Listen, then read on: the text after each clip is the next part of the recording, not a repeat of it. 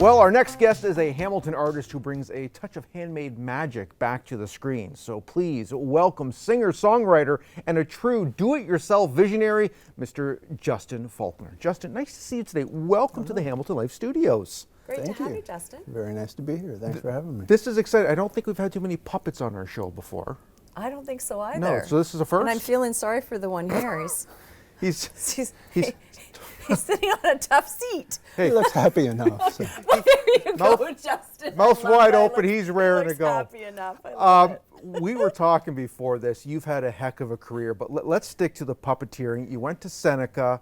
You're basically you're the puppeteer. You're the artist. You're the director. You edit. You're a one-stop shop when it comes to these puppets. Where did your love for this come?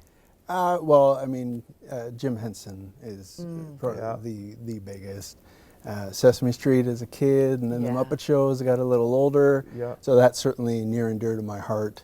And that's really the only thing that made me push through this crazy project. Do you do any of the voices? No, so these ones, because it was just for the music video to promote the song, none of them had any voices or really any. He doesn't even have a name. I guess he's me. So he's Justin. So a couple of them had names like Captain Carrot here. Well, let's see Captain Carrot. Just show him up a little bit here. Well, he is a very basic rod puppet. So. And did you create these?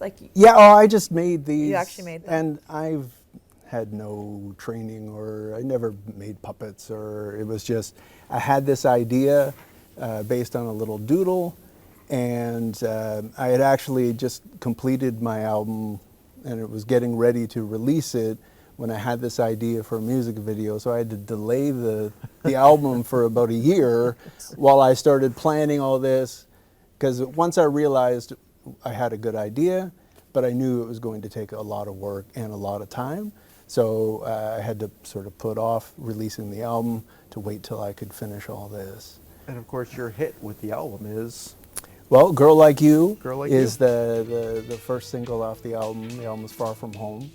And yeah, it was a lot of work. But I'm pretty happy with how everything came out. But it can't be a lot of work if you have a passion for it. Well, that's like I said, it was the only thing that kept me going. Because like you said, I did all the making of the puppets, I designed all the puppets, I built and designed all the sets, I put the storyboard together, I did the editing, I did all the special effects for it, I wrote the song, recorded the song, I had to do everything. And there was all sorts of times, because every shot in this, like the video is 3 minutes and 40 seconds, every single shot is an effects shot. So that's an awful lot of work. Most of the time you don't have that much to do, or if you do, you have an entire team who helps and takes shots. Yeah. So I had to try to compile shots, and sometimes it would take 10, 12 hours to render a 10-second shot. I can't even imagine that. Like the patience that you have to have too. And now this goes back to, you did take television and film at Sheridan. Yes. So you have that background. So you know what you're doing. Right. And it's not like you just said, I'm just going to try this. Oh, see absolutely what happens. not. No, it wasn't that crazy. It was crazy enough. You did have some but, yeah. education background. Yeah, because I had those skills and that knowledge, and knew that I could pull it off. It still was even more work than I was anticipating, and I knew it was going to be a lot of work. But those times where I kind of thought that it might fall apart or wasn't sure, the thing that really kept me going through it was just how much I loved Jim Henson and his work, and how much that world that he created and that his team created. That's really what kind of kept me going. And as as I'm looking at these puppets here, your attention to detail is spot on, and it's spectacular. It's great. When it comes to the materials used, did you have to go out shopping for all this? Is it I secondhand? Well, I did a whole bunch of both. Because I don't have a huge budget or a huge team, I had to, there's a couple of larger puppets. This is the main one. For those, I went and bought some fleece, not the very expensive fleece that the Henson Company would use, but some fleece to create those. The other ones, like the carrot, or even I had this very basic sock puppet. But it's really good. It works. Well, thank Yeah. you. Like, I'm looking at this guy thinking, I can't believe that you just made that. But this was just a sock. Like, that's even, like, I couldn't, Right. look at that. That's So, good. and when you're crafting and are you using a sewing machine? Is this all stitched? Some of it was, my mom helped me sew some stuff. Thanks, Mom. Yeah. Yeah. But a lot of it was just hand sewn. I had to learn Adam Krittinger, very popular online, at a Puppet Nerd. Puppet nerd. That's his website. He Puppet unfortunately nerd. passed away last year. Yeah. But he had a lot of tutorials, and so I looked and did some research there and figured out a few things.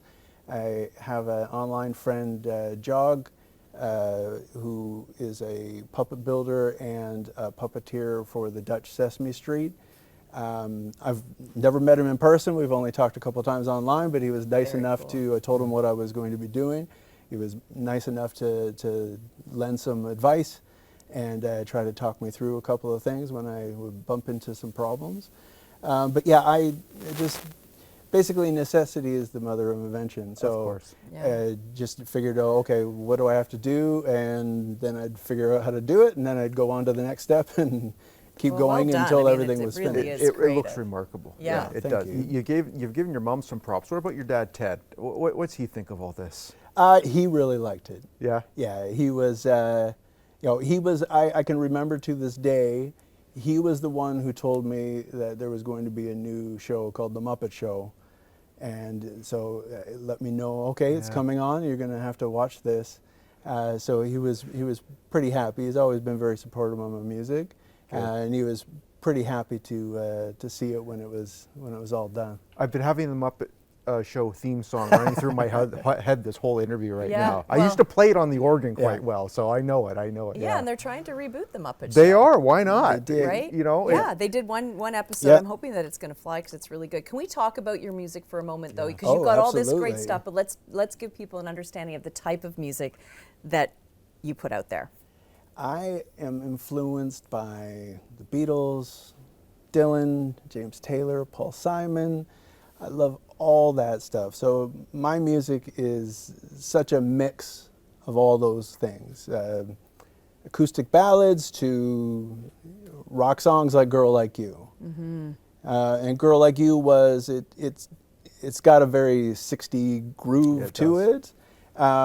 it. So it started with when you're practicing or you're just playing around, noodling around, you often will go back to things. And there was this bass line that I would often have running through my head that I would play, and I never really did much with it. And then one day I sat down during COVID and thought, oh, let's try to work this out.